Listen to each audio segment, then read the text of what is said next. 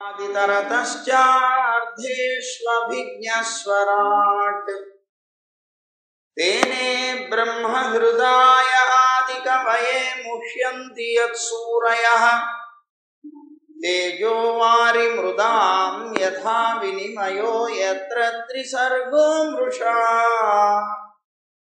धाम्ना स्वेन सदा निरस्तकुहकं सत्यं परं धीमहि धर्मः प्रोज्झितकैतवोऽत्र परमो निर्मत्सराणां सतां वेद्यं वास्तवमत्र वस्तु शिवदं तापत्रयोन्मूलनम् श्रीमद्भागवते महामुनिकृते किं वा परैरीश्वरः सद्यो हृद्यवरुध्यतेऽत्र कृतिभिः शुश्रूषुभिस्तक्षणात् नारायणं नमस्कृत्य नरं चैव नरोत्तमं देवीं सरस्वतीं व्यासं ततो जयमुदीरयेत्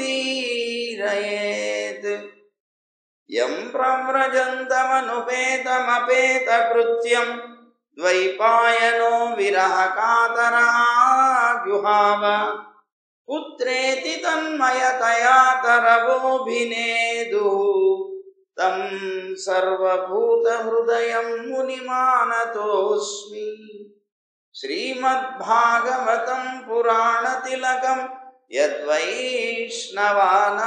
धनं यस्मिन् पारमहंस्यम् एकममलं सत्यं ज्ञानं परं गीयते यत्र ज्ञानविरागभक्ति नैष्कर्म्यमाविष्कृतम् निगमकल्पतरोर्गलितं फलं सुखमुखादमृतद्रवसंयुतं पिबत भागवतं रसमालयं मुहुरहो रसिका भुवि भावुकाः ज्ञानानन्दमयं देवं निर्मलस्फटिकाकृतिम् आधारं सर्वविद्यानां हयग्रीवमुपास्महे श्रीरङ्गसिंहगिरिदेशिकपादसेवा प्राप्ताखिलद्रविडवेदरहस्यजातं श्रीगौतमान्वयजमाश्रितभागधेयं गोपालदेशिकमहं शरणं प्रपद्ये संसारसागरे मग्नं दीनं मां करुणानिधे कर्ममोहगृहीताङ्गं मामुद्धर भवार्णवात्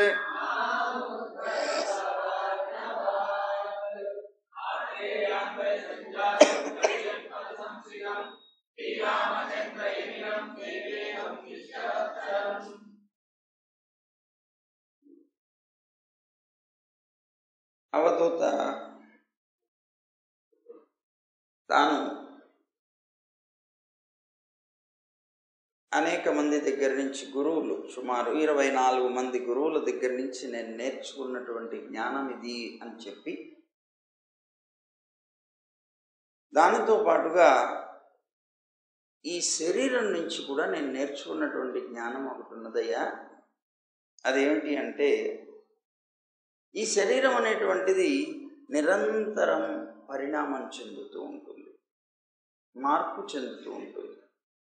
బాల్యమని, యవ్వనమని అనేక రకాలైనటువంటి అవస్థలు పొందుతూ వృద్ధాప్యం దాకా వెళ్ళి మళ్ళీ నాశనం అయిపోతూ ఉంటుంది. అలాంటి పరిణామం కలిగినటువంటిదిగా ఈ శరీరం.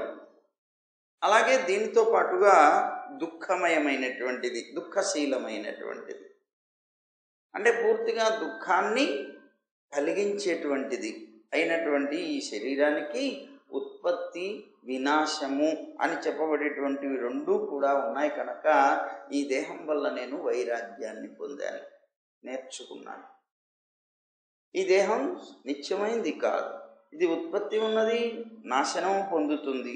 కనుక దీనివల్ల నేను వైరాగ్యాన్ని పొందాను, అలాగే వివేకం అనేటువంటి జ్ఞానాన్ని కూడా పొందాను. మరి శరీరంలో ఉండబట్టేగా నాకు అజ్ఞానం వచ్చింది, విజ్ఞానం వచ్చింది. కనుక దాంతోపాటు వైరాగ్యాన్ని కూడా నేను పొందగలిగాను. కనుక నాకు ఉపకరించేటువంటిది అవుతోంది. ఇది ఉంటుంది, పోతోంది. ఇలాంటివన్నీ కూడాను నేను తెలుసుకొని నాకు వైరాగ్యాన్ని కలిగించేటువంటిది ఈ శరీరం అని, నాకు విజ్ఞానాన్ని కలిగించేది కూడా ఈ శరీరం అని నేను దీన్ని ఒక గురువుగా భావించాను అని అన్నారు. అయితే మళ్ళీ ఇంత గొప్పగా గురువుగా భావించిన ఈ శరీరాన్ని, ఇది కుక్కలకి నక్కలకి తర్వాత ఆహారం అయిపోతుంది కనుక దీని మీద అంత పెద్దగా నేను శ్రద్ధ చూపించలేకపోతున్నాను. అందుకని నాకు పెద్ద ఆసక్తి దీని మీద కలగడం లేదు. యథార్థంగా అయితే దీంట్లో ఉండేటువంటి ఒక సద్గుణం వల్ల దాని నుంచి నేను ఒక గుణాలు నేర్చుకున్నాను, అందువల్ల దీన్ని గురువుగా భావించాను. కానీ ఇది రేపు మాకు కుక్కలకో నక్కలకో ఆహారం అయిపోయేటువంటిది కనుక దీని మీద ఆసక్తిని మాత్రం నేను పెట్టుకోలేదు, ఆసక్తిని వదిలేశాను. ఎంత మటుకు దీన్ని బాగా నేను విశ్వసిస్తాను అంటే, తత్వజ్ఞానం, తత్వానుసంధానం కోసం మాత్రం ఈ శరీరం నాకు ఉపయోగపడుతుందని దీన్ని జాగ్రత్తగా చూస్తాను, అంతే. దీంతో నాకు సంబంధం కలిగి ఉండేటువంటి విధానంగా నేను ఎప్పుడు ఆలోచిస్తాను, అంత మటుకే తత్వ విచారానికి ఉపయోగపడుతుంది. అదే ఈ శరీరం కనుక నాకు లేదనుకో, నేను తత్వజ్ఞానాన్ని పొందలేను, తత్వ విచారము చేయలేను. ఎప్పుడైతే తత్వ విచారం చేయగలుగుతానో నాకు వైరాగ్యము రాదు. కనుక ఈ శరీరం అంత మటుకు ఉపయోగపడుతుంది, అది సత్యం అని నేను దీన్ని గురువుగా స్వీకరించాను. అలాగే జీవుడు ఈ శరీరాన్ని సంతోషపెట్టడం కోసం, ఈ శరీరానికి సుఖాన్ని కలిగించడం కోసం చాలా కష్టపడి ధనాన్ని కూడబెడతాడు. ఎంతో ధనాన్ని కూడబెట్టి దారాపుత్రులు అంటే భార్య, సంతానం మొదలైనటువంటి వారికి ఈ సంపదని, అలాగే పశువులు, భృత్యులు, అలాగే గృహాలు, ఆత్మీయులు మొదలైనటువంటి వారిని వృద్ధి పొందించుకోవడానికి ఈ సంపాదన, కూడబెట్టినటువంటి ధనం ఇది ఉపయోగించి వీళ్ళందరినీ పోషిస్తూ వీళ్ళందరినీ వృద్ధిపరచాలని ప్రయత్నం చేస్తాడు. కానీ ఇంత ఉపయోగించి, ఇంత ధనాన్ని కష్టపడి సంపాదించి దాన్ని ఉపయోగించిన ఆయుర్దాయం పూర్తయిపోయిన తర్వాత ఈ శరీరం నిలబడుతుందా? నశించిపోతుంది కదా. నశించిపోతూ ఏం చేస్తుంది, ఒక వృక్షం మరి ఒక శరీరానికి బీజాన్ని ఇచ్చినట్లుగా ఇది కూడా వృక్షంలాగానే ఇది పోతూ మళ్ళీ ఇంకొక శరీరానికి బీజాన్ని వేసుకొని వెళుతుంది. అంటే కర్మ బీజం. ఈ శరీరాన్ని వదిలేస్తూ ఈ శరీరం అనేటువంటి వృక్షం కూడా, ఇప్పుడు వృక్షం ఉంది, వృక్షం ఏం చేస్తుంది, బీజాలను ఇస్తుంది, మళ్ళీ వృక్షాలకు అది కారణం. అలాగే ఇది కూడా, ఈ శరీరం కూడా మళ్ళీ ఇంకో జన్మ అనేటువంటి బీజాన్ని నాటుకుంటూ వెళ్ళిపోతుంది అని అన్నాడు. అలాగే ఏ గృహస్థుకైతే, ఒక లోకంలో ఒక గృహస్థుకి అనేక మంది భార్యలు ఉన్నారు. ఈ అనేక మంది భార్యలు ఉన్నప్పుడు ఒక్కొక్కటి ఆ భర్తని తన వైపుకి లాక్కోవాలని ప్రయత్నం చేసినట్లుగా ఈ శరీరానికి కూడా అనేక మంది భార్యలు ఉన్నారు. ఎవరు ఈ శరీరానికి ఉన్న భార్యలు అంటే, జిహ్వ ఒక భార్య, దప్పిక ఒకటి, జననేంద్రియం ఒకటి, చర్మం, ఉదరం, చెవి, నాసిక, చంచలమైనటువంటి దృష్టి, ఇవన్నీ కూడా ఇతనికి ఉన్నటువంటి భార్యలు లాంటివే. ఆ భార్యలు ఎలాగైతే భర్తని తన వైపుకి ఆకర్షించాలని ప్రయత్నం చేస్తుంటాయో, ఈ ఇంద్రియాలు కూడా ఈ జీవుడిని తమ వైపుకి లాక్కునే ప్రయత్నం చేస్తాయి, తమను ఆకర్షింపజేసుకునే ప్రయత్నం చేస్తాయి. ఈ విధంగా అందరూ వాళ్ళు ఎలాగైతే అతన్ని పీడిస్తారో అలాగే ఈ ఇంద్రియాలన్నీ కూడా ఈ జీవుడిని పీడించేస్తాయా. ఇతనేమో ఆ దేహం మీద మహాభిమానంతో బతుకుతాడు. ఆ భార్యల మీద ఆ భర్తకు మహాప్రేమ ఉన్నట్లుగా ప్రేమ ఉండి కష్టాన్ని అనుభవించవలసి వస్తుంది. ఎందుకు? అవన్నీ పట్టి పీడిస్తున్నాయి కనుక. వాళ్ళందరూ పట్టి లాగుతున్నారు. అలాగే ఈ జీవుడు కూడా తనకున్నటువంటి ఈ శరీరానికి ఉన్నటువంటి ఇంద్రియాలు, ఈ శరీరం మీద తనకు అభిమానం ఉండడం చేత ఆ శరీరంలో ఉన్నటువంటి ఇంద్రియాలన్నీ కూడాను అతన్ని పట్టి పీకి పారేస్తున్నాయి, అనేక రకాల నష్టాలకి కష్టాలకి గురి చేస్తున్నాయి. కాదు మరి అంతా పోట్లాటలే. ఇప్పుడు వాడిని ఒక భార్య లాగితే ఆ భార్య మీద అభిమానంతో అటువైపు వెళితే ఈ భార్యకి కోపాలు వస్తాయి, కోపాలు వచ్చి గొడవలు ప్రారంభం అవుతాయి, మనశ్శాంతి అనేటువంటిది ఉండదు. ఎలాగో అలాగే ఈ జీవికి కూడా ఈ శరీరంలో ఉండేటువంటి ఇంద్రియాలు ఒకటికొకటి లాగేస్తూ ఉంటే కళ్ళతో చూస్తాం, ఒక అందమైనటువంటి వస్తువుని చూసాం, చూడగానే ఇది మనస్సుకు అందిస్తుంది, ఈ మనస్సు దాని మీద వ్యామోహపడుతుంది. పక్క నుంచి ఏదో పాటలు, మనకి లౌకికమైనటువంటి పాటలు వినిపిస్తుంటాయి, దృష్టి అటువైపు పెడతాం, ఇటువైపు కంటితో అది చూసాం, ఇటువైపు ఏమో చెవితో అది వింటున్నాం, ఇది ఇటువైపు లాగుతూ ఉంటుంది, ఇది ఇటువైపు లాగుతూ ఉంటుంది. ఇంకొక పక్కన మంచి పొగలు వస్తూ అద్భుతమైనటువంటి ఏదో వంటలు వండుతూ ఉన్నారు, అటువైపు నుంచి నాలుక పీకుతూ ఉంటుంది, ఈ ముక్కు వెళ్ళి వాసన చూస్తూ ఉంటుంది, ఇటు అటు అటు ఇటు పీకుతుంటే తను ఏం చేయాలో తెలియక అదిగో దాని మీద దృష్టి పెడుతూ ఇక్కడ చూసినటువంటి వస్తువు కొందాం అనుకుంటే వాడు మోసం చేశాడు, మొత్తం నష్టమైంది. ఇంద్రియాలన్నీ అలాంటి నష్టానికి కారణం చేస్తాయి ఈ జీవుణ్ణి. అందువల్ల ఇంద్రియాల మీద వ్యామోహాన్ని పెంచుకోకు. శరీరం మీద వ్యామోహం పెంచుకుంటే నష్టమే. ఆ భార్యల వల్ల భర్తకి ఎలాగైతే నష్టమో అలాగే నష్టపోతావు అని అంటున్నారు. భగవంతుడు తన యొక్క అచింత్యమైనటువంటి, చింతించడానికి శక్యం కానటువంటి శక్తి చేత, ఆయన యొక్క మాయ చేత వృక్షాలు, సరీనృపాలు, పశువులు, పక్షులు, క్రూరమైనటువంటి ప్రాణులు అనేటువంటి అనేక రకాల జీవులను ఎన్నో తాను సృష్టించాడు. కానీ ఆయనకి ఏం సంతోషం కలగలేదట ఇన్ని సృష్టించినప్పటికీ కూడా. అప్పుడు బ్రహ్మ సాక్షాత్కారం చేసుకోవాలంటే ఉండేటువంటి బుద్ధితో కూడినటువంటి మనుష్యుల్ని సృష్టించాడట. అంటే ఈ జీవులేమీ కూడా బ్రహ్మ సాక్షాత్కారం చేసుకోలేవు, వాటి జ్ఞానం తక్కువగా. అలాంటి జ్ఞానం కలిగినటువంటి మనుషుల్ని సృష్టించాడట. అప్పుడు ఆయనకి ఆనందం కలిగిందట. వీళ్ళకి తప్పనిసరిగా బ్రహ్మజ్ఞానం అనేటువంటిది కలుగుతుంది, వీళ్ళకు ఉన్నటువంటి జ్ఞానం చేత నన్ను సాధించగలుగుతారు అనేటువంటి ఆనందం కలిగిందట. అందుకని అనేక జన్మల తర్వాత ఈ సంసారంలో అనిత్యమైనటువంటి పురుష ప్రధానం, అంటే పురుషార్థ ప్రధానమైనటువంటిది, దుర్లభమైనటువంటి ఈ మానవ జన్మను పొందగలిగాం మనం. అనేక జన్మల తర్వాత ఎన్నెన్నో జన్మలు ఎత్తి చిట్ట చివరికి దుర్లభమైనటువంటి మానుష్య జన్మ. ఇదేంటిది? పురుషార్థాలన్నింటినీ కూడాను అనుగ్రహించగలుగుతుంది ఈ మానవ జన్మ. ఎందుకు? తనకున్నటువంటి జ్ఞానం చేత పురుషార్థాలని సాధించగలుగుతాడు ఇతను.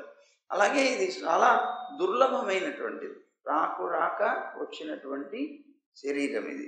ఇలాంటి మానవ జన్మని పొంది కూడా నిరంతరం వెంటాడేటువంటి ఆ మృత్యుముఖంలో పడేటువంటి వాడు అవుతాడు ఈ జీవుడు. ఎవరికైనా తప్పదు. ఈ మానవ జన్మలో ఉన్నటువంటిది ఒక అవకాశం ఏమిటి అంటే, ఏ జీవికైనా మృత్యు వస్తుంది, ఇతనికి కూడా మృత్యు వస్తుంది. కానీ ఆ మృత్యు వచ్చే లోపుగా తనకున్నటువంటి జ్ఞానం చేత ఈ జన్మ పరంపరల నుంచి దాటిపోగలిగేటువంటి శక్తి కూడా ఈ జ్ఞానం వల్ల ఈ మానవుడికి ఉన్నది. అయితే దానికోసంగా ప్రయత్నించడం అనేది మాత్రం చెయ్యడు. ఆ మృత్యు అనేటువంటిది మన మీదకి పడుతూ ఉన్నప్పటికీ కూడా పరమ సుఖంగానే భావిస్తాడేమో తప్ప ఈ సుఖాల వల్ల తాను మాత్రం ఎటువంటి పరిస్థితుల్లో పరమాత్మ అని చెప్పబడేటువంటి నిత్య సుఖాన్ని పొందడానికి మాత్రం ప్రయత్నం చెయ్యడు. అందువల్ల ఏమవుతాడు? మళ్ళీ పశువులు మొదలైనటువంటి యోనుల్లోనే జన్మించవలసి ఉంటుంది కదా అన్నాడు. అందువల్ల నేను ఏ విధంగా అయితే అనేక గురువుల నుంచి ఇవన్నీ కూడాను జ్ఞానాన్ని పొందాను, అనేక రకాల జ్ఞానాన్ని పొందాను, ఆ విజ్ఞాన ప్రదీప్త యుక్తున్నై ఉన్నాను. అంటే ఆ విజ్ఞానం అనేటువంటి జ్యోతి నాలో అద్భుతమైనటువంటి తేజస్సుని ఇస్తుంది, నా మనస్సుకి ఆనందాన్ని ఇస్తుంది. అలాగే వైరాగ్యం కలిగింది, అలాగే నాకు సంఘంతో ముక్తి లభించింది. అంటే ఇంకా ఎవరితో జీవితంలో సంబంధం అనేటువంటిది మనస్సుతో నాకు లేదు. దానివల్ల అహంకారం అనేటువంటిది పూర్తిగా నాలో నశించిపోయింది. అలా అయిపోయినటువంటి నేను పూర్తిగా పరమాత్మ యందు మనస్సుని లగ్నం చేసి ఈ భూమి మీద ఆనందంగా విహరించగలుగుతున్నాను అన్నాడు అవధూత. బ్రహ్మవస్తు ఏదైతే ఉందో, అంటే పరమాత్మ ఏదైతే ఉన్నదో అది అద్వితీయమైనటువంటిది. అది రెండు లేవు, ఒకడే పరమాత్మ. కనుక అద్వితీయమైనటువంటి దాన్ని ఋషులు అనేక రూపాలుగా వర్ణించారు. అనేక రూపాలుగా ఋషుల చేత వర్ణింపబడ్డాడు ఆ పరమాత్మ. కనుక నేను ఒక గురువు నుంచి, మరి వారు ఒక రకంగా, వీరు ఒక రకంగా, వారు ఒక రకంగా పరమాత్మని అనేక రకాలుగా వర్ణించారు. కనుక నేను ఇంతమంది గురువుల చేత వాళ్ళు వర్ణించినటువంటిది వాళ్ళు ఏ విధంగా పొందాలనేటువంటి ఆలోచనలన్నీ తీసుకొని వాళ్ళందరినీ గురువులుగా నేను స్వీకరించాను అని అన్నాడు. అప్పుడు భగవంతుడు అంటున్నారు కదా ఉద్ధవుడితోటి, ఉద్ధవ, గంభీరమైనటువంటి బుద్ధి కలిగినటువంటి ఆ అవధూత ఎవరైతే ఉన్నారో ఆయన యదుమహారాజు అడిగినటువంటి ప్రశ్నలకి ఈ విధంగా సమాధానం చెప్పాడయా. అప్పుడు యదుమహారాజు చాలా సంతోషించి ఆయన్ని అనేక రకాలుగా పూజించాడు. అప్పుడు అతను ప్రసన్నుడయ్యాడు. ఈయన కూడా అక్కడి నుంచి బయలుదేరి వెళ్ళిపోయాడు. మా పూర్వీకులకి పూర్వీకుడైనటువంటి వాడు యదుమహారాజు. అలాంటి ఆ మహారాజు అవధూత అయినటువంటి ఆ బ్రాహ్మణుడు పలికినటువంటి మాటలు విని దాన్ని మననం చేస్తూ తాను కూడా ముక్తిని పొందేటువంటి ప్రయత్నంలో ఆ మార్గంలో ప్రయాణం చేశాడు అని చెప్పాడు.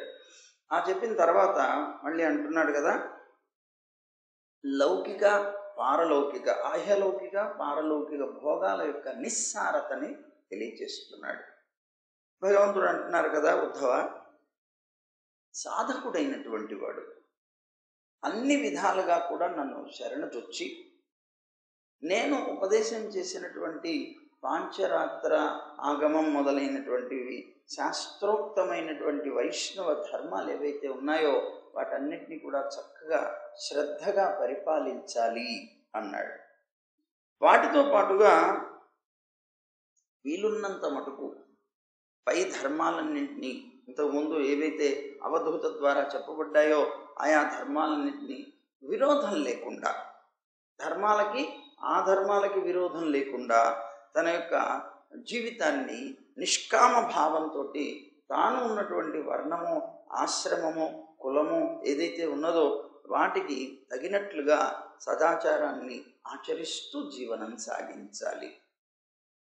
విషయపరాయణులైనటువంటి పురుషులు ఎవరైతే ఉన్నారో వారు ఆ విషయాలన్నిటినీ కూడా సత్యాలు అనేటువంటి భావనతోటి విషయాలనే సత్యం అని నమ్ముతారు వాళ్ళు.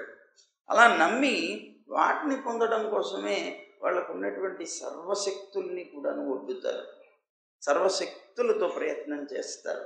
కానీ ఎంత ప్రయత్నం చేసినా అవి సఫలం కాకుండా అయిపోతాయి, విపరీతమైనటువంటి ఫలితాలను ఇస్తాయి. అలా వస్తాయి అనేటువంటి ఉద్దేశం ఉంది, అవి తెలుసు ఇతనికి. అయినప్పటికీ కూడా అతను ప్రయత్నం చేస్తూ విఫలమవుతూ మళ్ళీ చేస్తూ మళ్ళీ విఫలమవుతూ అలా ఉంటాడు. కానీ విశుద్ధమైనటువంటి మనస్సు కలిగినటువంటి పురుషుడు మాత్రం తాను చేసేటువంటి ప్రతి కర్మని నిష్కామ భావంతో చేస్తాడు. అందువల్ల అతను ఎప్పుడూ సుఖాన్ని పొందుతాడు. ఇతను మాత్రం దుఃఖాన్ని నిరంతరం లభిస్తూనే ఉంటాడు. అయితే విషయ చింతారతుడైనటువంటి వాడు, అంటే విషయాలనే నిరంతరము తలుస్తూ ఉండేటువంటి వాడు, నిద్రితుడు అంటే తమో గుణంతో పూర్తిగా ఉండేటువంటి ఒక వ్యక్తి, నిద్రపోయి కూడా ఉన్నటువంటి వ్యక్తి తన స్వప్నంలో అనేక రకాలైనటువంటి భోగ్య వస్తువుల్ని చూస్తాడు, సాక్షాత్కరింప చేసుకుంటాడు. కానీ ఆయా పదార్థాలన్నింటినీ కూడాను నిజంగా ఆ స్వప్నంలో ఆశ్రయించిన అవి నిజంగా ఫలాన్ని ఇస్తాయా? ఇవ్వవా? ఇస్తాయి. ఎలా ఇస్తాయి? అనుభవం, మానసిక అనుభవంతో ఇస్తాయి ఫలితాలు. అంటే ఉదాహరణ, ఒకడెవడో ఉన్నాడు, వాడికి స్వప్నం వచ్చింది. ఆ స్వప్నంలో పెద్ద పులి ఒకటి వెంబడబడింది. ఏమండి, పెద్ద పులి స్వప్నంలో అతనికి వెంబడబడుతోంది. అతొక్కడే ఉన్నాడు. ఆ ఒక్కడే ఉన్నటువంటి తాను అదొక అడవి.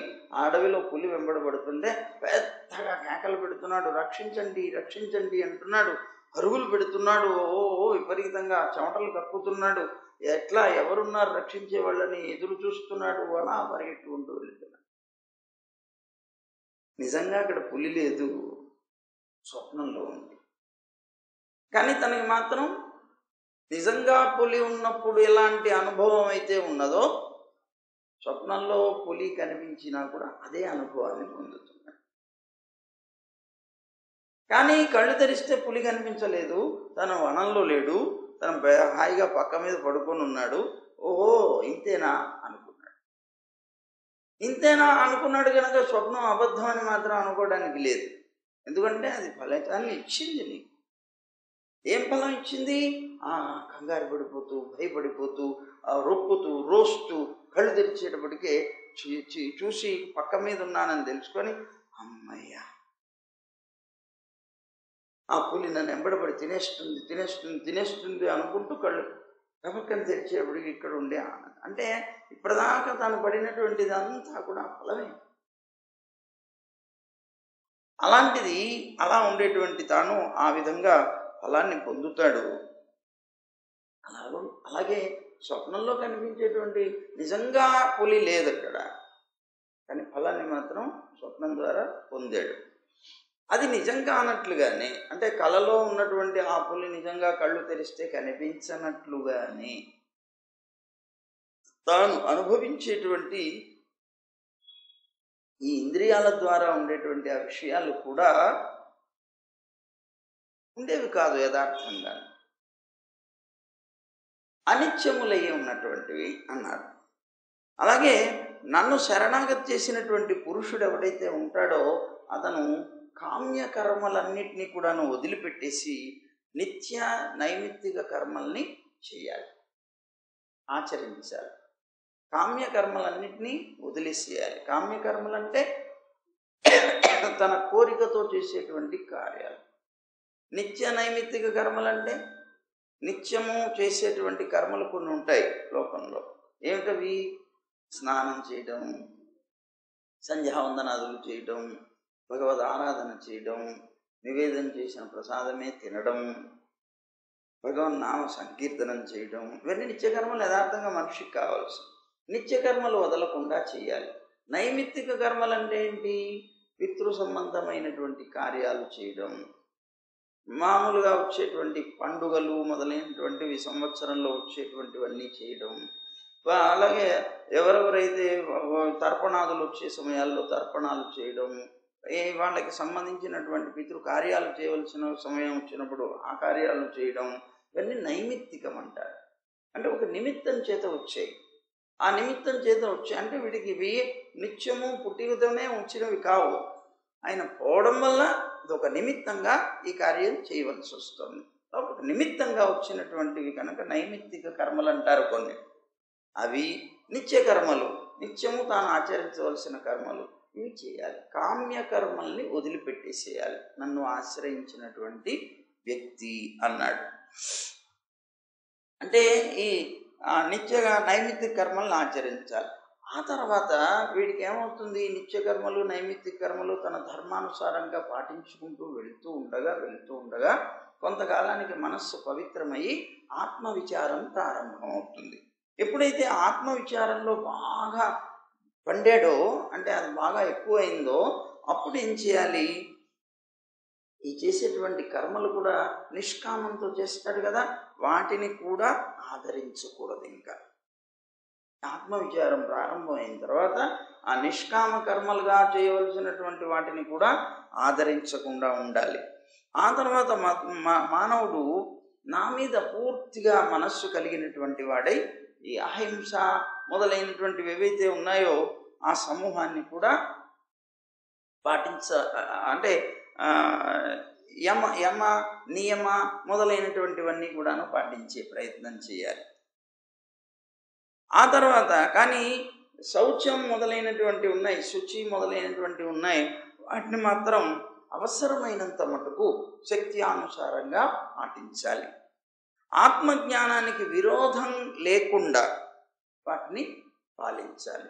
అవి ఆత్మజ్ఞానానికి విరోధంగా ఉంటే దాన్ని వదిలేసేయాలి, ఇబ్బంది ఏం లేదు. కానీ ఆత్మజ్ఞానానికి విరోధం కాకుండా ఉండేలాగా చూసుకోవాలి. జిజ్ఞాసు అయినటువంటి పురుషుడు, జిజ్ఞాసు అంటే తెలుసుకోవాలనే కోరిక గలవాడు. ఇక్కడ జిజ్ఞాసు ప్రశ్న, జిగీషు ప్రశ్న అని 2 రకాలు ఉంటాయి. జిజ్ఞాసు ప్రశ్న అంటే ఏమిటి? లోకంలో తనకి తెలియక ఎదుటివారికి తెలుసు అనేటువంటి ఉద్దేశంతో వారిని అడిగి తెలుసుకోవాలని వేసే ప్రశ్న జిజ్ఞాసు ప్రశ్న. జిగీషు ప్రశ్న అంటే ఏమిటి? తనకి తెలుసు, ఎదుటివాడికి తెలుసో లేదో పరీక్షించడం కోసం అడిగేటువంటి ప్రశ్న.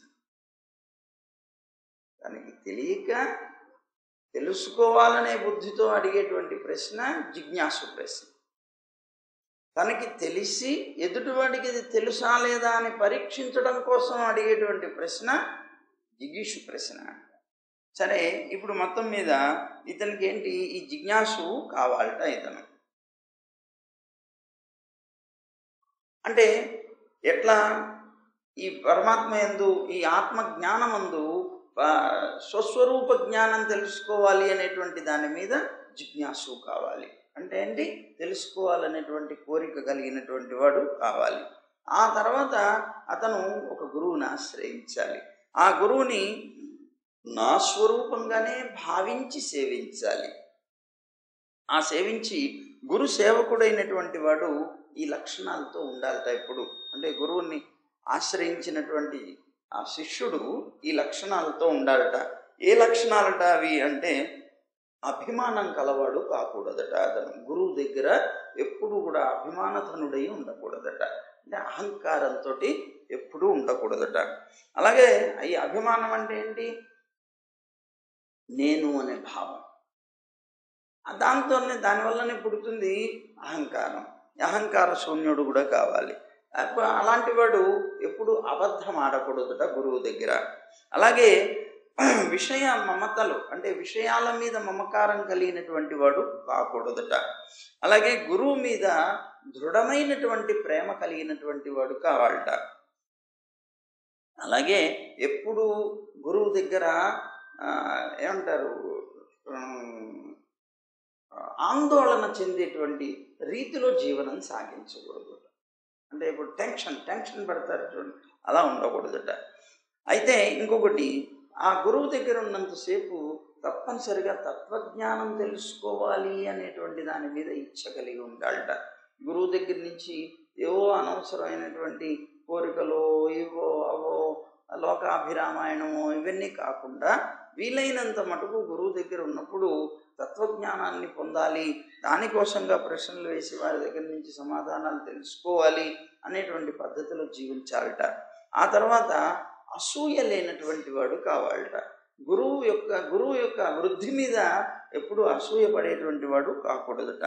అలాగే వ్యర్థమైనటువంటి సంభాషణ ఎప్పుడు చేసేవాడు కాకూడదట. ఇవన్నీ కూడా శిష్యుడి యొక్క లక్షణాలుగా ఇక్కడ చెప్తున్నారు. ఆ గురువుని అలా ఆశ్రయించాలి. అప్పుడు అంతటా సమప్రయోజన దర్శి అయి ఉంటాడు. గురువు తాను ఉపదేశం చేసినటువంటి దాన్ని అంతటిని వంట పట్టించుకొని తాను ఆచరిస్తూ ఉన్నప్పుడు అతనికి సమప్రయోజన దర్శి. అంతటా కూడాను ఒకటే ప్రయోజనం. ఏమిటి ఇది అంటే, పరమాత్మని పొందడమే ప్రధాన ప్రయోజనం. మిగిలినటువంటివన్నీ కూడా భగవత్ స్వరూపంగానే దర్శించడం నా జీవితానికి ప్రయోజనం అనుకుంటూ ముందుకు వెళతాడు. అప్పుడు ఏం చేస్తాడు? ఇతనికి ఉన్నటువంటి భార్య, పుత్రులు, గృహం, క్షేత్రం, అలాగే బంధువులు మొదలైనటువంటి ధనం మొదలైనటువంటివి ఏవైతే ఉంటాయో అలాంటి విషయాలన్నిటి యందు కూడా ఉదాసీనుడైపోయి ఉంటాడు. ఆసక్తి లేనటువంటి వాడు అవ్వాలి అని చెప్తున్నాడు అన్నమాట. అలాగే బాగా దాహకంగా ఉండి, అంటే దహింపజేసేటువంటి తత్వం కలిగి మంచి ప్రకాశవంతమైనటువంటి అగ్ని ఏదైతే ఉంటుందో అది దాని చేత దహింపబడడానికి, దహింపబడుతూ అది కూడా ప్రకాశించడానికి యోగ్యమైనటువంటి కాష్టం అంటే కట్టె ఉంటుంది చూడండి. ఆ కట్టె ఎలాగైతే ఉంటుందో ఆ అన్ని రకాల రూపాల్లోనూ అది కూడా తయారైనట్లుగా, ఆ అగ్ని తయారైనట్లుగా ఈ స్వప్రకాశశీలమైనటువంటి ఆత్మ వస్తువు అగ్ని లాంటిదైతే ఈ స్థూల సూక్ష్మ శరీరాలు ఏవైతే ఉన్నాయో, ఇప్పుడు చూడండి కట్టెను కాలుస్తుంది, కట్టెను కాల్చేటప్పుడు కట్టె వంకరగా ఉందనుకోండి, ఆ అగ్ని కూడా వంకరగానే ఉంటుంది. కానీ నిజంగా అగ్ని వంకరగా ఉందా? లేదు. ఆ వంకరతనం దేంట్లోది? కట్టెలోది. అలాగే ఈ ఉన్నటువంటి ఆత్మ ఇలాంటి అనేక రకాల శరీరాల్ని తాను పొందినప్పటికీ ఆ పొందినటువంటి జీవాత్మ కూడా ఈ అనేక రకాల దేహ ధర్మాలు ఏవైతే ఉన్నాయో వాటన్నిటిని స్వీకరించి తాను ఉంటాడు. యథార్థంగా అగ్ని వంకర లేదు, కానీ వంకరగా ఉన్నటువంటి కట్టెని కాలుస్తూ అది కూడా వంకరగా కనిపిస్తున్నట్లుగా ఈ ఆత్మ కూడా అనేక రకాల శరీరాలని పొంది ఆయా దేహ ధర్మాలన్నింటినీ కూడాను తాను పొందుతున్నట్లుగా కనిపిస్తూ వెళుతుంది అని అన్నాడు. అలాగే నారాయణుడి యొక్క అంటే ఈశ్వరాధీనమైనటువంటి మాయ చేత సూక్ష్మదేహం, స్థూల దేహం అనేటువంటివి రెండు సృష్టింపబడ్డాయి. వాటి యొక్క భ్రమ చేతనే ఈ జీవుడికి ప్రాపంచిక దశ అనేటువంటిది ఏర్పడింది. అసలు ఈ ప్రాపంచిక దశ దేనివల్ల ఏర్పడింది? సూక్ష్మ శరీరం, స్థూల శరీరాల వల్ల. దాని మీద భ్రమ కలిగి అందువల్ల ప్రాపంచిక దశ ఏర్పడింది. అందుకనే ఈ ప్రాపంచిక దశనంతటిని కూడా పోగొట్టడం ఎవరికి సాధ్యమవుతుంది అంటే ఆత్మజ్ఞానాన్ని పొందడం వల్లనే. ఆత్మజ్ఞానాన్ని పొందడం వల్లనే ఈ ప్రాపంచిక దశ అంతా కూడా ఇతనికి దూరం అయిపోతుంది అని అన్నారు. అంటే అర్థం ఏంటి? ఆత్మజ్ఞానం అంటే స్వస్వరూప జ్ఞానం పొందడం. స్వస్వరూప జ్ఞానం ఇక్కడ ఆత్మ అంటే జీవుడిగా తీసుకున్నప్పుడు స్వస్వరూపం, అదే ఆత్మ అనేటువంటి శబ్దాన్ని పరమాత్మగా తీసుకున్నప్పుడు పరస్వరూప జ్ఞానం. ఇటు ఆత్మ స్వస్వరూప జ్ఞానాన్ని, పరస్వరూప జ్ఞానాన్ని ఈ రెండింటిని కూడా తెలుసుకొని తన యొక్క స్వరూపాన్ని తెలుసుకున్న తర్వాత, పరమాత్మ యొక్క స్వరూపాన్ని తెలుసుకున్న తర్వాత, ఆయనకి తనకి ఉన్నటువంటి సంబంధం తెలిసిన తర్వాత అప్పుడు ఈ అసత్యమైనటువంటి అనిత్యమైనటువంటి ఈ శరీరం మీద వ్యామోహం అనేటువంటిది వదిలివేస్తాడు అని అన్నాడు. అందువల్ల జిజ్ఞాసతోటి అతను ప్రయత్నం చేయాలి, పరమాత్మ వస్తువుని తెలుసుకునేటువంటి ప్రయత్నం చేసి ఈ స్థూల సూక్ష్మ విషయకమైనటువంటి వస్తు జ్ఞానం ఏదైతే ఉన్నదో దీన్ని పరిత్యజించాలి, వదిలిపెట్టేయాలి అని అంటున్నాడు. ఆచార్యుడు అని చెప్పబడేటువంటి వాడు ఇప్పుడు చూడండి అగ్నిమదనం చేస్తారు. అగ్నిమదనం చేసేటప్పుడు పైన ఒక కర్ర ఉంటుంది, ఆ కర్రకి కింద ఒక ములుకు ఉంటుంది, దానికి కింద ఒక అరణి ఉంటుంది. పైన ఉండే అరణి, కింద ఉండే అరణి, ఈ మధ్య ఉండేటువంటి ఆ ములుకు ఏదైతే ఉంటుందో దీన్ని వర్ణిస్తున్నారు ఇక్కడ. ఆచార్యుడు కింద ఉండేటువంటి అరణి లాంటి వాడట, శిష్యుడు పైన ఉండేటువంటి అరణి లాంటి వాడట.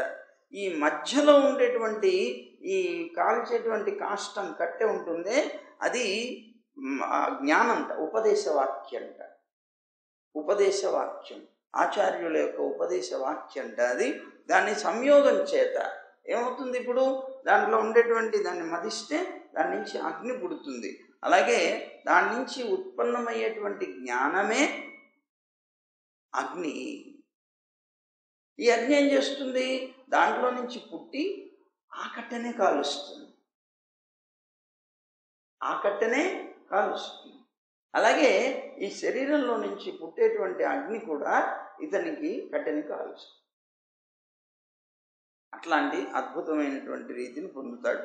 అలాగే నిపుణుడైనటువంటి గురువు చేత ఉపదిష్టమయ్యేటువంటి అతి విశుద్ధమైనటువంటి ఆ గుణజాతం ఏదైతే ఉందో ఆ గుణజాతంతో కూడినటువంటి మాయ, అంటే 3 గుణాలు ఏవైతే ఉన్నాయో సత్వరజస్తమ గుణాలతో కూడినటువంటి మాయ ఏదైతే ఉందో దాన్ని పూర్తిగా నివారించేసి, వదిలిపెట్టేసి, త్యజించేసి ఈ విశ్వానికి కారణస్వరూపమైనటువంటి గుణ సమూహాన్ని అంతటినీ కూడాను దగ్ధం చేసి పారేసి ఇప్పుడు కట్టెని కాల్చిన తర్వాత అగ్ని ఏమవుతుంది? శాంతిస్తుంది. అలాగా ఇతను కూడా ఎప్పుడైతే ఈ గుణ సంబంధమైనటువంటి ఈ ప్రాకృతికమైనటువంటి గుణ సంబంధమైనటువంటి వీటన్నిటిని కూడా తను నాశనం చేసుకున్నాడో అలాగా అగ్నిలాగా పూర్తిగా దహింపబడిన తర్వాత శాంతి పొందినట్లుగా ఇతను కూడా శాంతిని పొందుతాడు. అప్పటిదాకా ఈ గుణజాతం ఏం చేస్తుంది? కాల్చి పారేస్తుంది. అట్లా ఉండేటువంటి రీతిని పొందుతాడు అనమాట. అగ్నిలాగా స్వయంగానే నివృత్తుడైపోతాడు అని అన్నాడు. నువ్వు ఎప్పుడైనా సరే కర్మల్ని చేసేటప్పుడు ఆ కర్మలు చేసేటువంటి జీవుల్ని చూస్తే అనేక రకాలుగా ఉంటారు. అనేక రకాలుగా సుఖదుఖాలని వాటి వల్ల పొందుతూ ఉంటారు. ఆ జీవుల యొక్క నానాత్వం అంటే అనేకమైనటువంటి జీవుల యొక్క సమూహాన్ని చూస్తావు. వాళ్ళు పొందేటువంటి సుఖదుఖాలని చూస్తావు. అలాగే జగత్తు, కాలము, భోగ ప్రతిపాదకమైనటువంటి శాస్త్రాలు, అలాగే ఆత్మలు నిత్యమని నువ్వు తలిస్తే, నిజంగా ఇవన్నీ కూడా నిత్యమే, ఇవన్నీ ఉన్నాయి అని నువ్వు నిజంగా భావిస్తే, దాంతోపాటుగా దానికి సంబంధించినటువంటి భోగ్య వస్తువులుగా ఉండేటువంటివి కూడా నిత్యాలని భావించాలి. ఏంటా భోగ్య వస్తువులు?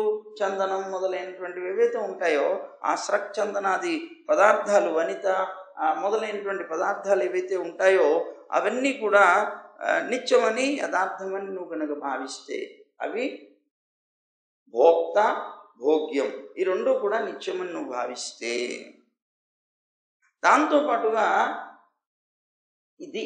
తనకు ఉన్నటువంటి ఇంద్రియాల వల్ల కలిగేటువంటి జ్ఞానం, ఇప్పుడు కన్ను ఉన్నది, కన్ను వల్ల ఏం తెలుస్తుంది? ఘటం తెలుస్తుంది. ఘటం అంటే ఒక కొండ తెలుస్తుంది, లేదా ఒక వస్తువు తెలుస్తుంది. ఈ వస్తువు ఏదైతే ఉన్నదో అది తెలిసేటువంటి ఆ వస్తువులు, ఈ ఇంద్రియాలు నిత్యమని భావించినప్పుడు ఆ వస్తువులు కూడా నిత్యమైనటువంటి భావనతో నువ్వు జీవిస్తావు కదా. దాంతోపాటుగా ఈ సంవత్సరాది కాలం ఏదైతే ఉంటుందో ఆ కాలం కూడా నీకు, ఆ కాల సంబంధం కూడా దీంతో ఉంటుంది కనుక ఆ కాలం కూడా నువ్వు సంబంధం కలిగినటువంటిదిగా, నిత్యమైనది ఎప్పుడైతే భావిస్తావో, ఇదిగో ఇవన్నీ కూడా ఉన్నాయి అని నువ్వు భావించినప్పుడు తప్పనిసరిగా జనన మరణాలు కూడా ఉన్నాయని భావించాలి. అవి ఉన్నాయి అంటే వాటికి జననం లేకుండా అది రాదు. అది ఎప్పుడు జననం ఉన్నది అంటే మరణం లేకుండా ఉండదు అని తప్పనిసరిగా నువ్వు అంగీకరించవలసే ఉంటుంది అని అన్నాడు. ఇక్కడ కూడా కర్మలు చేసేటువంటి పురుషుడు సుఖదుఖాలని కూడా అనుభవించడం వల్ల పరతంత్రుల్లాగానే కనిపిస్తున్నాడు. యథార్థంగా తానేమనుకుంటున్నాడు? నేను స్వతంత్రుణ్ణి అనుకుంటున్నాడు. కానీ లోకంలో ఎవ్వరు స్వతంత్రులు కారు. ఎందుకు కారు అంటే అతను సుఖాన్ని, దుఃఖాన్ని రెండింటినీ అనుభవిస్తున్నాడు. అంటే సుఖము, దుఃఖము అనుభవించేటువంటి వాడు స్వతంత్రుడు ఎలా అవుతాడు? తాను స్వతంత్రుడే కనుక అయినట్లయితే అసలు దుఃఖాలు కావాలని కోరడు కదా. ఏమండి, మనకే గనక శక్తి ఉంటే, నేను లేస్తే మనిషిని కాదంటాడు, లేవడు, కాళ్ళు లేవడికి. అలాంటి వాళ్ళం మనం. యథార్థంగా మనం ఏమీ చేయలేము. ఎందుకు? మనం స్వతంత్రులం కాదు, మనం పరతంత్రులం. కనుక అలా స్వతంత్రుడని భావించి ఉంటాడు లోకంలో. కానీ వాడు పరాధీనమైనటువంటి వ్యక్తియే అన్నాడు. జీవుడు పరాధీనుడే, ఎప్పుడూ కూడా అతను స్వతంత్రుడు కాలేడన్నాడు. కనుక అలాంటి భావాన్ని ముందు వదిలిపెట్టేయాలి. నేను స్వతంత్రుణ్ణి అనే భావం వల్లనే అహంకారం వస్తుంది. కనుక నేను స్వతంత్రుణ్ణి కాదు, పరాధీనుణ్ణి ఎప్పుడు తెలుసుకుంటాడు? తాను చేసేటువంటి కర్మలన్నీ సఫలం కాకపోతున్నప్పుడు. యథార్థంగా తనలో నుంచే వచ్చింది ఈ కోరిక తనలో నుంచి వచ్చింది, తనకి శక్తి ఉన్నది అనేటువంటి ఒక అహం కూడా ఉన్నది తనకి.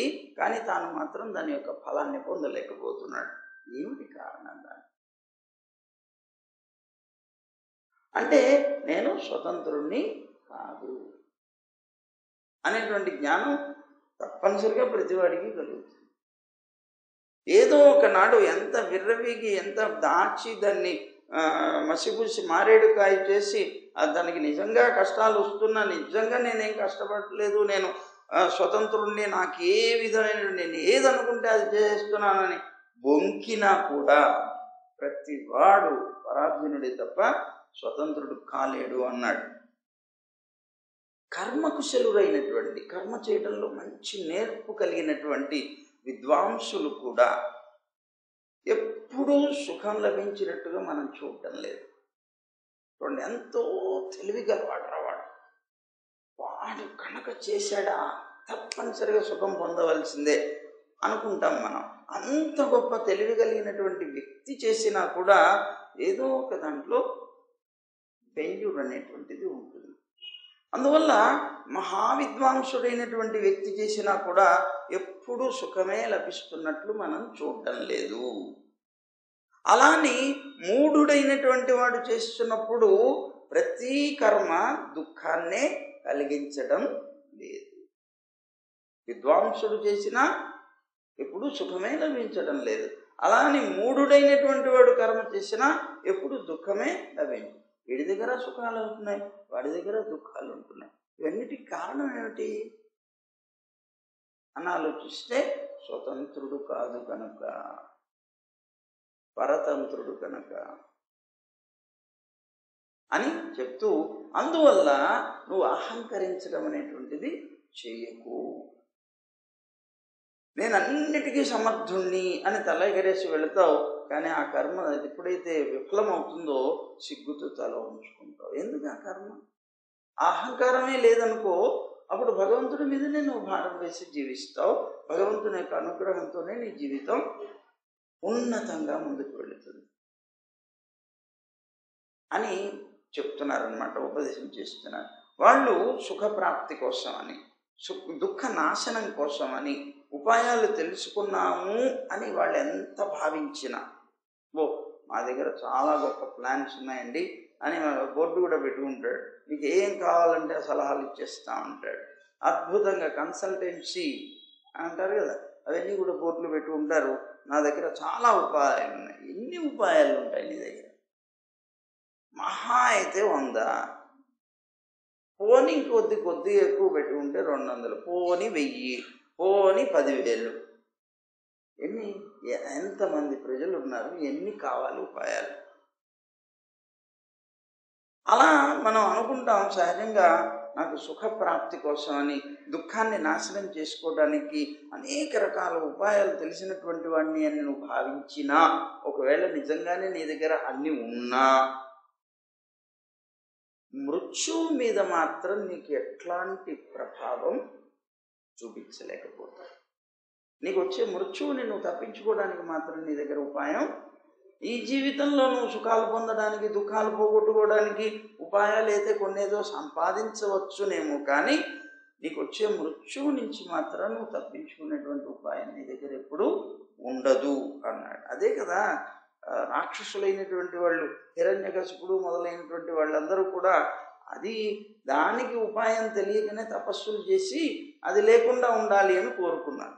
మిగిలినటువంటి వాడిని సులువుగా, మా దగ్గర చాలా గొప్ప శక్తి ఉంది, తపశ్శక్తి ఉంది, అవు నిధి ఉంది, అన్నిటినీ సాధించగలం, ఈ మృత్యువు నుంచే మేము దాటిపోగలేకపోతున్నాం కనుక తపస్సు చేసి దాని నుంచి దాటాలనుకుంటారు.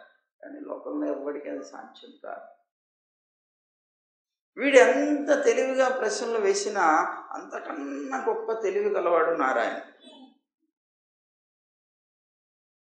దాంట్లోనే మళ్ళీ వెతికి పట్టుకొని వీడిని పీకుతాడు. దాన్ని వాడికి చావు తప్పదు అని చెప్తున్నారు అన్నమాట. అందుకని లోకంలో ఆ మృత్యువుని తప్పించుకునేటువంటి ఉపాయాలు మాత్రం ఎవరి దగ్గర ఉండవని తెలుసుకో అన్నాడు. మృత్యు సమీపంలో ఉన్నటువంటి వాడు, ఇప్పుడు చూడండి, ఎవరికైనా ఊరి వేస్తున్నారు, ఊరికి తీసుకొని వెళ్తున్నారు, ఊరికమ్మం దగ్గరికి తీసుకుని వెళ్ళేటప్పుడు ఒక్క నిమిషం ఇదిగో ఈ చందనం పూసుకో, ఈ మాలలు వేసుకో, వాడికి ఏమైనా ఆనందం ఉంటుందా? ఒక పక్క ప్రాణం పోతుంటే వీడికి షోకులు కావాలా? అది ఎలాగైతే రుచించదో, మృత్యు సమీపంలో ఉన్నటువంటి వాడికి ఏ విధమైనటువంటి భోగ పదార్థాలు కూడా సుఖాన్ని కలిగించలేవో, వధ్యస్థానానికి తీసుకుని వెళ్ళబంటే చంపేటువంటి స్థానానికి తీసుకెళ్లేటువంటి మానవుడికి స్రక్చందనాదులు అనేటువంటి పదార్థాలు ఎలాగైతే సంతుష్టిని చేకూర్చలేవు కదా అన్నాడు. ఎలా చేకూరుస్తాయి?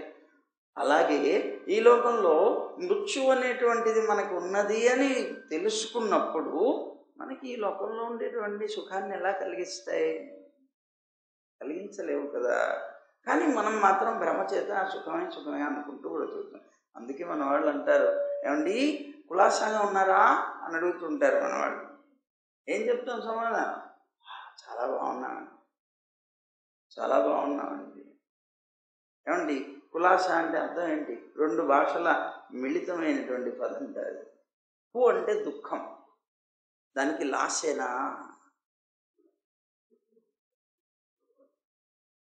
కు అంటే ఏంటి?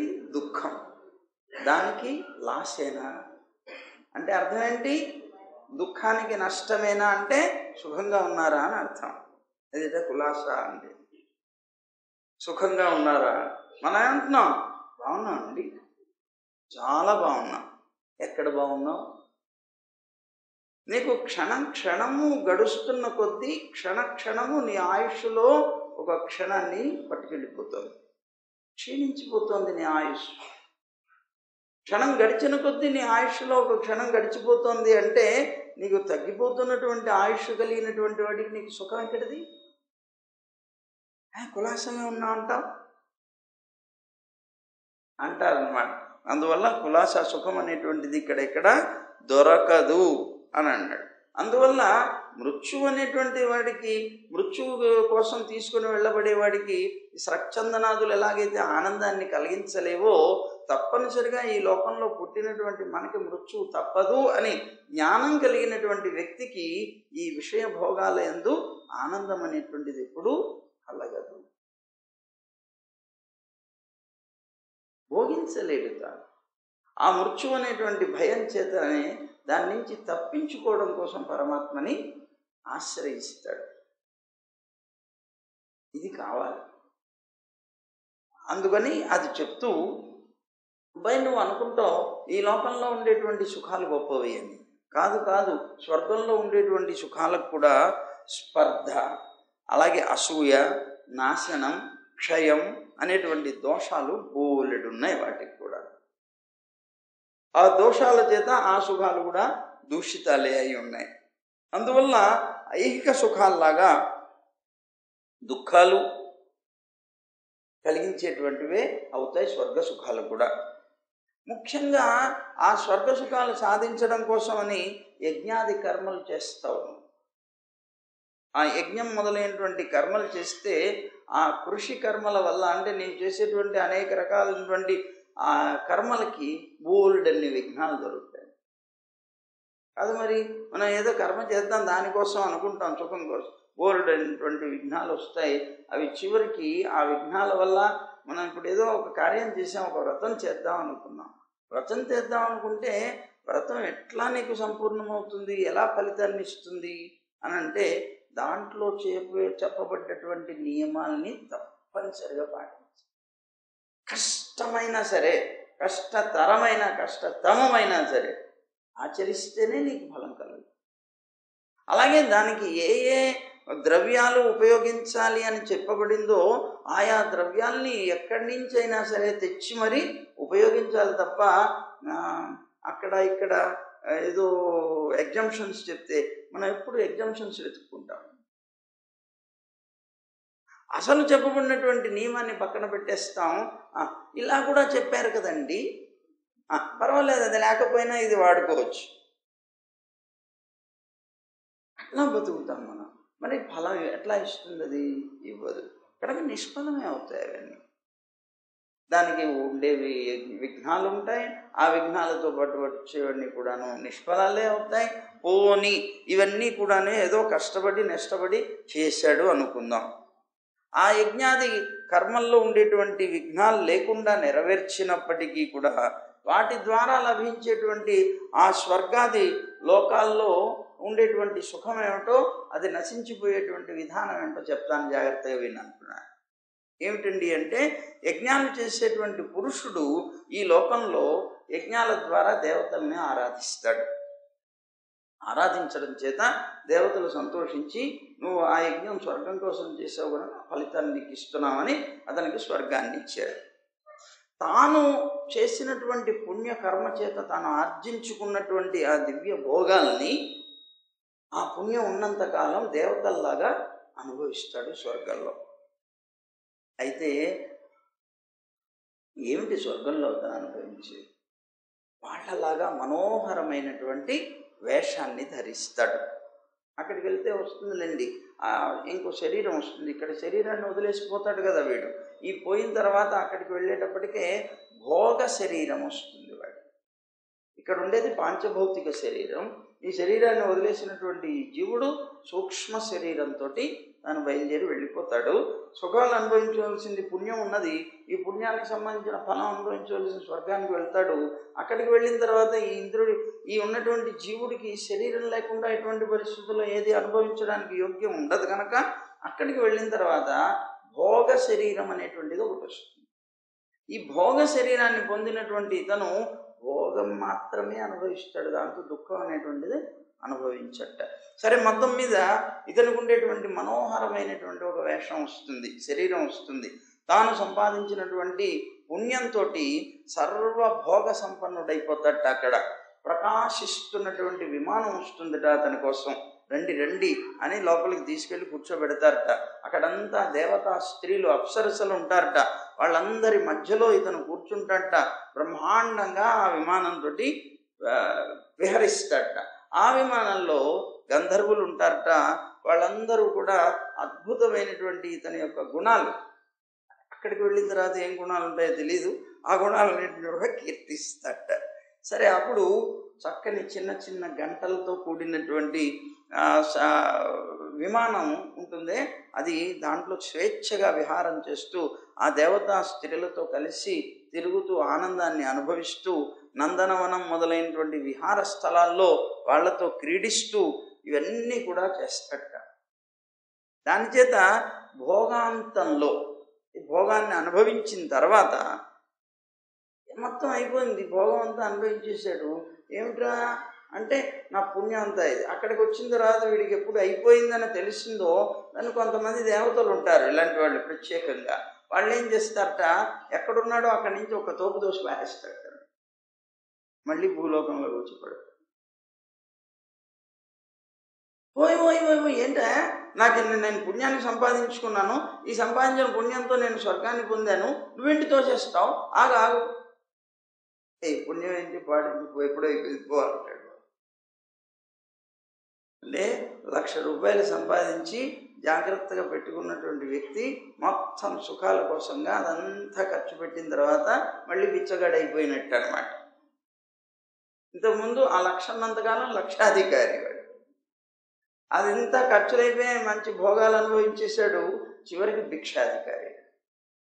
ఇది అట్లనే ఇది కూడా అలా ఉన్నది. నీకు పుణ్యం ఎంతైతే ఉంటుందో అంతకాలం అనుభవించిన తర్వాత తోసి పారేస్తారయ్యా, పుణ్యం ఉన్నంత మటుకే స్వర్గంలో ఉంచుకుంటారు, అనుభవిస్తాడు కూడా అని అన్నాడు. మానవుడు దుష్ట సహవాసం నుంచి తన అధర్మపరాయణుడైనటువంటి వాడుగా అవుతున్నాడు. యథార్థంగా తనకి తానుగా ఒకసారి తన జీవితాన్ని సక్రమంగా నడిపించుకోగలిగితే మంచివాడే అవ్వగలుగుతాడేమో, కానీ సహవాస దోషం చేత చెడిపోతాడు. అందువల్ల దుష్ట సహవాసం వల్ల అధర్మపరాయణుడు అవుతున్నాడు, ఇంద్రియాలకి వశుడైపోతున్నాడు, ఇష్టం వచ్చినట్లుగా ప్రవర్తిస్తాడు. కొంతమంది పరువు కోసం అని, ఇప్పుడు మనం విద్యార్థుల్ని చూస్తున్నాం స్కూల్స్లో, కాలేజీల్లో, వాళ్ళందరూ కూడా యథార్థంగా తనకి తాను మంచివాళ్లే, అయినా పక్కవాడు ఎవడో చెడ్డవాడు ఉంటాడు, వాడిని చూస్తాడు, వాడు వీడికి సిగరెట్ తాగు, బలవంతంగా వాడి చేత అది వాడికి అలవాటు అవుతుంది, దెబ్బతింటుంది.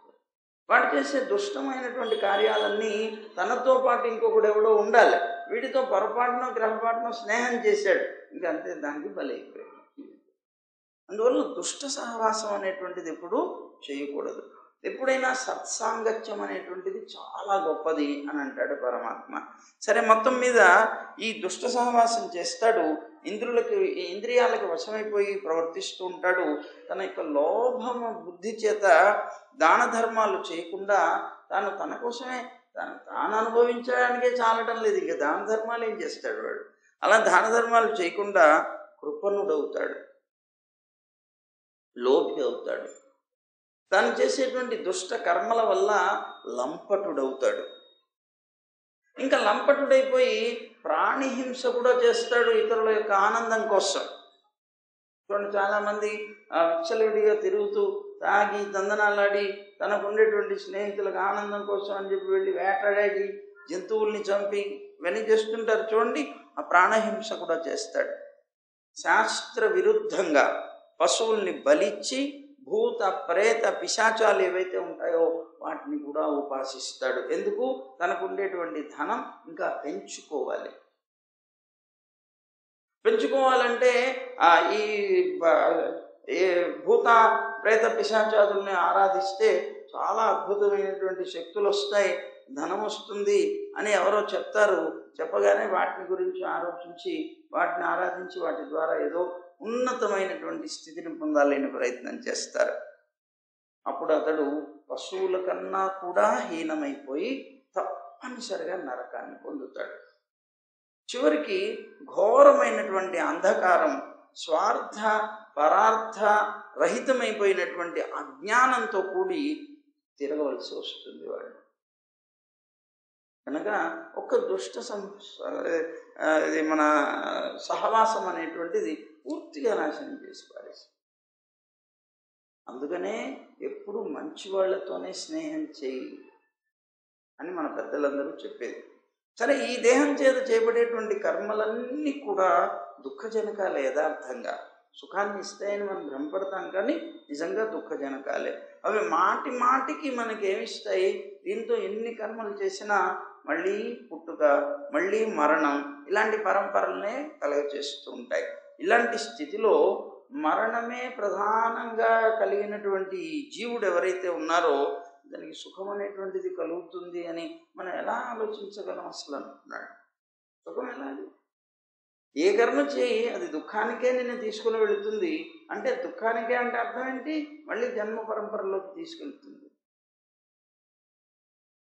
భగవంతుడికి తప్ప మిగిలినటువంటి ఏ కర్మైనా కూడా మళ్ళీ నిన్ను జన్మకి కారణం అవుతుంది కనుక ఆ జన్మకి కారణమయ్యేదంతా దుఃఖ కారణమే అవుతుంది. కనుక అలాంటి దుఃఖ కారణమైనటువంటి జీవితాల్లో తాను బ్రతుకుతూ ఉంటాడు, మునిగుతూ ఉంటాడు, తేలుతూ ఉంటాడు. లోక పాలుర యొక్క ఆయుర్దాయం ఏదైతే ఉంటుందో అది కూడా ఒకవేళ పోనీ ఇంద్రుడు అంటే అనుకుందాం, కొన్ని ఇంద్రుడు వాళ్ళకు ఇంద్ర పదవి పొందుతామండి స్వర్గంలో అంటే మా పుణ్యం ఉన్నంత మటుకి తీసి పారేస్తారు. ఇంద్రుడు ఉంటాడు కదా అంటే వాడుండేది కూడా ఒక కల్పం వరకేనయ్యా. అదిగో వాళ్ళు లోకపాలురైనటువంటి వాళ్ళ యొక్క ఆయుర్దాయం కూడా ఒక కల్పం వరకే ఉంటుంది. అందువల్ల వాళ్ళందరూ కూడా నన్ను చూసి భయపడతారు. వాళ్ళు కూడా అల్పాయుష్కులే కదా అనే భావంతో. అయితే పోనీ ఇంద్రుడు కాదండి, ఇంకా లోకపాలు కాదండి, బ్రహ్మగారు ఉన్నారు కదా, ఆయనకి 2 పరార్థాల కాలం ఉన్నది కదా, అలాంటి గొప్ప ఆయుర్దాయం పొందుదాం అనుకున్నా కూడా అది పరిమితమే కదా, 2 పరార్థాల కాలమే. అదైపోయిన తర్వాత మళ్ళీ మామూలే. చివరికి ఇంత చేసి ఆయన 2 పరార్థాల కాలం అంటే మనకేదో చాలా పెద్దదిగా అనిపిస్తుంది. ఎందుకు అనిపిస్తుంది? ఒక 1000 చతుర్యుగాలు అయితే ఒక పగలు, 1000 చతుర్యుగాలు అయితే ఒక రాత్రి అన్నాం మనం. అంటే 4000 యుగాలు ఒక పగలు, 4000 యుగాలు ఒక రాత్రి. చతుర్ముఖ బ్రహ్మకి యుగాలు. అట్లా చూసుకుంటే ఒక రోజుకి 8000 యుగాలు గడవాలి అంటే ఇలా ఎన్ని యుగాలు గడిస్తే ఆయన ఆయుష్ పూర్తవుతుంది. అంత పెద్ద ఆయుష్ కలిగినటువంటి వాడు చతుర్ముఖ బ్రహ్మ అనుకున్నా కూడా పరమాత్మ యొక్క రెప్పపాటు కాలంటాలి. అందువల్ల ఆ చతుర్ముఖ బ్రహ్మ కూడా భయపడుతూనే ఉంటాడు అని చెప్తున్నారన్నమాట. ఇలాగా ఇవి చెప్తూ ఇంకా చెప్పుకుంటూ వస్తున్నారు. అదేంటో మనం రేపు చూద్దాం. సర్వం శ్రీకృష్ణార్పణమస్తు. గోవింద జయ జయ గోపాల జయ జయ,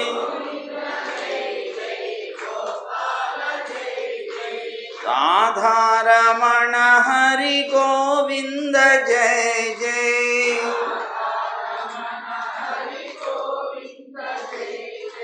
గోవింద జయ జయ గోపాల జయ జయ,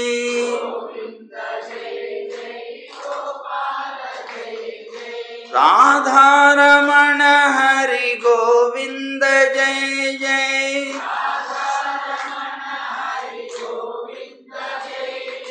గోవింద गोदारमण हरि गोपाल जय जय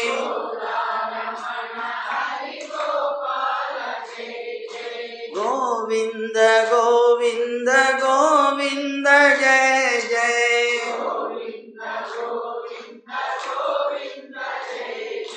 गोवर्धनोद्धार गोविंद जय जय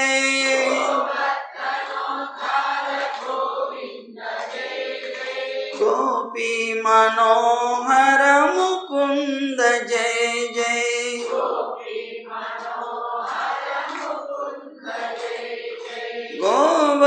गोवर्धनोद्धार गोविंद जय जय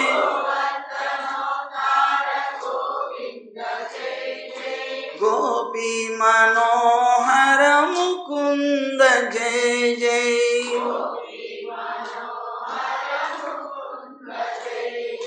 गोविंद जय जय गोपाल जय जय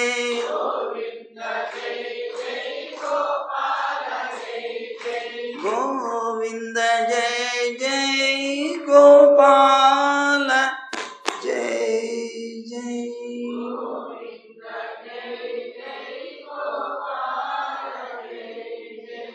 जय गोविंदा जय जय गोविंदा जय जय जय गोविंदा जय श्रीमन्नारायण जय जय श्रीमन्नारायण जय जय जय श्रीमन्नारायण सर्वं श्रीकृष्णार्पणमस्तु।